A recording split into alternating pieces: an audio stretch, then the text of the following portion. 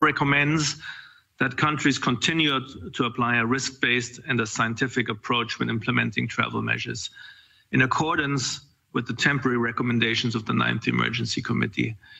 And it is important to note that every travel measures should be always weighed, and that countries can do a lot already in terms of surveillance and sequencing. Kusenjalo Mvunangulu waseNtshonalanga Kapa Allen Winde ukhathatekile ngemthelela lotawuba khona kumnotfo wakuleli ngalokumisa kwesikhashana kwekuvakashela kwebantfu bakuleli United Kingdom. Uthi kudzingeka ukuthi kwendiwe lucwaningo lolubandi nemininingwane yabososayensi lecacile kwendela ukuthi kutfolakale tindlela tikutsi kulwisana njani nalomkhuhlane wakamuva.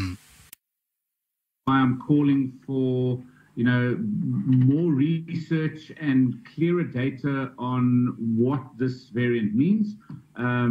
Is it something that is similar to the existing variant that we've known how to deal with? Tiphatsimandla temphilo tithi lesifundza sibone tinkomba tekuphetfuka kwalomkhuhlane lelihlandla lesine kulokubikwa kwaloluhlobo lolusha lwalomkhuhlane. Nanoma ngabe kubikwe bantfu labangama-44 labasuleleke ngelilanga kulamalanga lasikhombisa, kepha kungeniswa kwebantfu etibhedlela nalabashonako kuyehla.